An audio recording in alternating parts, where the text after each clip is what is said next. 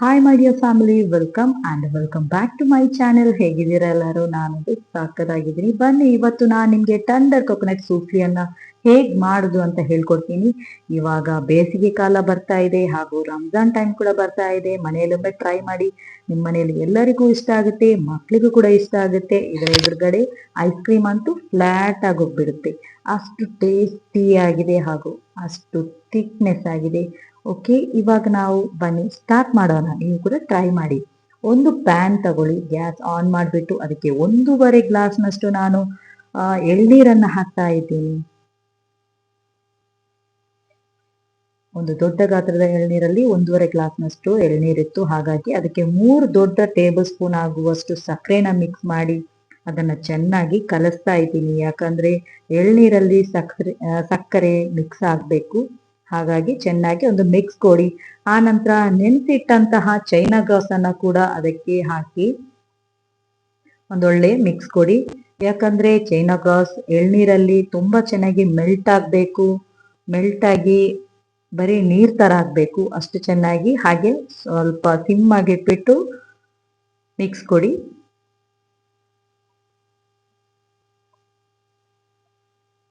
ಇವಾಗ ನೋಡ್ಬಹುದು, ಒಂದು ಕುದಿ ಬಂತು. ಇವಾಗ ಚೆನ್ನಾಗಿ ಚೈನಾ ಗ್ರಾಸ್ ಮಿಕ್ಸ್ ಆಗಿದೆ ಎಳ್ನೀರ್ ಜೊತೆ. ಇವಾಗ ಇದನ್ನ ನಾವು ಒಂದು ಪ್ಲೇನ್ ಬಟ್ಲಿಗೆ ಒಂದು ಸ್ಟ್ರೈನರ್ ಅನ್ನ ಹಿಡ್ಕೊಂಡು ಸ್ಟ್ರೈನ್ ಮಾಡ್ಬಿಡಿ.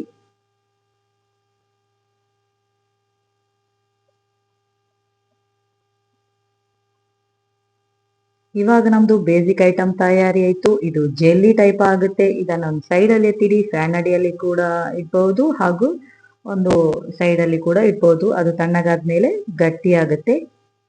ಇವಾಗ ಇನ್ನೊಂದು ಮಿಕ್ಸಿ ಜಾರ್ ತಗೊಂಡು ಅದಕ್ಕೆ ಎಳ್ನೀರ ಪಲ್ಪ್ ಇದೆಯಲ್ಲ ಅದನ್ನ ಹಾಕ್ಬಿಟ್ಟು, ನಾನು 1 ಲೀಟರ್ ಹಾಲು ತಗೊಂಡಿದ್ದೆ. ಅದರಲ್ಲಿ 1/4 ಭಾಗದಷ್ಟು ಹಾಲು ಮಾತ್ರ ನಾನು ಮಿಕ್ಸಿ ಜಾರ್ಗೆ ಹಾಕಿದ್ದೀನಿ.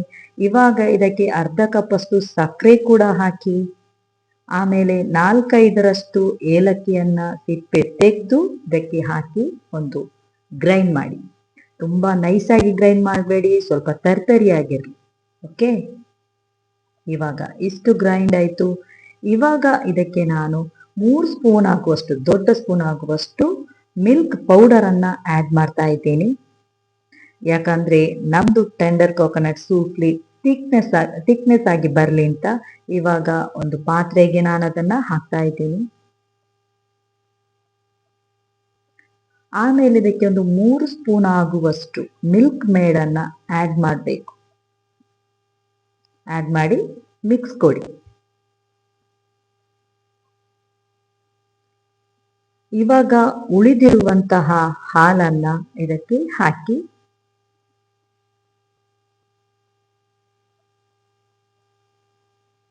ಚೆನ್ನಾಗಿ ಮಿಕ್ಸ್ ಮಾಡಿ. ಯಾಕಂದ್ರೆ ನಾವು ಮಿಲ್ಕ್ ಮೇಡ್ ಹಾಕಿದೀವಲ್ವಾ, ಅದು ದಪ್ಪ ಇರೋದ್ರಿಂದ ಚೆನ್ನಾಗಿ ಮಿಕ್ಸ್ ಮಾಡಬೇಕು. ಆಮೇಲೆ ನಾವು ಆಲ್ರೆಡಿ ಮಾಡಿರುವಂತಹ ಜೆಲ್ಲಿ ಇದೆಯಲ್ಲ, ಚೈನಾ ಗ್ರಾಸ್ ಹಾಕಿ ಅದನ್ನ ಹೀಗೆ ಉದ್ದುದ್ದವಾಗಿ ಹಾಗೂ ಅಡ್ಡಡ್ಡವಾಗಿ ನಮ್ಗೆ ಎಷ್ಟು ದೊಡ್ಡ ಪೀಸಸ್ ಬೇಕು ಅಷ್ಟು ದೊಡ್ಡ ಪೀಸಲ್ಲಿ ನಾವು ಒಂದು ಸ್ಪೂನ್ ಮುಖಾಂತರವಾಗಿ ಇದನ್ನ ನಾವು ಕಟ್ ಮಾಡಬಹುದು. ಈ ರೀತಿಯಾಗಿ ನೋಡಿ. ಇವಾಗ ಕ್ರಿಸ್ಟಲ್ ಜೆಲ್ಲಿ ಟೈಪ್ ಅಲ್ಲಿ ರೆಡಿ ಆಗಿದೆ.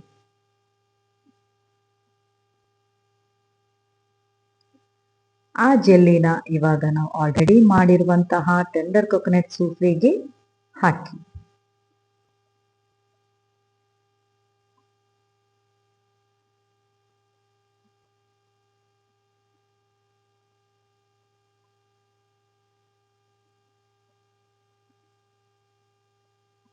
ಆಮೇಲೆ ಇದಕ್ಕೆ ನಾವು ಆಲ್ರೆಡಿ ಬೇಯಿಸಿರುವಂತಹ ಸೇಮಿಗೆ ಇದೆಯಲ್ವಾ, ನಾವು ಖೀರ್ ಮಾಡ್ತೀವಿ, ಆ ಸೇಮಿಗೆಯನ್ನ ಬೇಯಿಸಿ ನಾವು ತಣ್ಣಗಾದ್ಮೇಲೆ ಇದಕ್ಕೆ ಮಿಕ್ಸ್ ಮಾಡಬೇಕು. ಅರ್ಧದಷ್ಟು ಹಾಕಿದ್ದೀನಿ ನಾನು.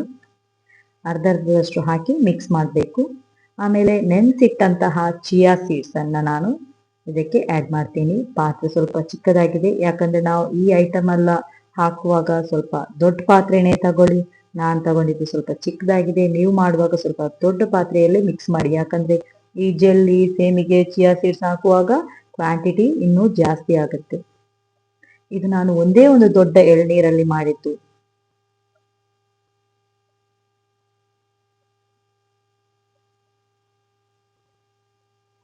ಆಮೇಲೆ ನಾನು ದೊಡ್ಡ ಪಾತ್ರೆಗೆ ಶಿಫ್ಟ್ ಮಾಡಿದೆ. ಇವಾಗ ನಾನು ಇದಕ್ಕೆ ಉಳಿದಿರುವಂತಹ ಸೇಮಿಗೆ ಹಾಗೂ ಚಿಯಾ ಸೀಡ್ಸ್ ಅನ್ನ ಹಾಕಿ ಮಿಕ್ಸ್ ಮಾಡ್ತೀನಿ.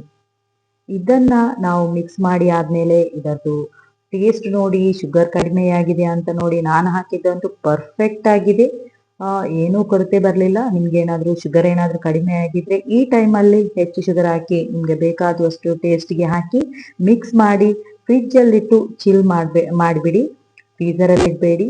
ಆಮೇಲೆ ನೋಡಿ, ಮನೆಯವರಿಗೂ ಕೊಡಿ, ನೀವು ಕುಡೀರಿ, ಮಕ್ಕಳಿಗೂ ಕೊಡಿ. ತುಂಬಾನೇ ಟೇಸ್ಟಿಯಾಗಿರುತ್ತೆ. ಒಂದ್ಸಲ ಮಾಡಿದ್ರೆ ಮಕ್ಕಳು ನೆಕ್ಸ್ಟ್ ಡೇ ಕೂಡ ಇದನ್ನ ಮಾಡಿ ಮಮ್ಮಿ ಅಂತ ಹೇಳಿ ನಿಲ್ಲಿಸಿರ್ತಾರೆ. ನೋಡಿ, ಅದರದೊಂದು ಟೇಸ್ಟ್ ಅಷ್ಟು ಟೇಸ್ಟಿಯಾಗಿದೆ. ಓಕೆ, ನನ್ನ ಚಾನಲ್ನ ಯಾರಾದರೂ ಸಬ್ಸ್ಕ್ರೈಬ್ ಮಾಡದೇ ಇರೋರು ದಯವಿಟ್ಟು ಸಬ್ಸ್ಕ್ರೈಬ್ ಮಾಡಿ.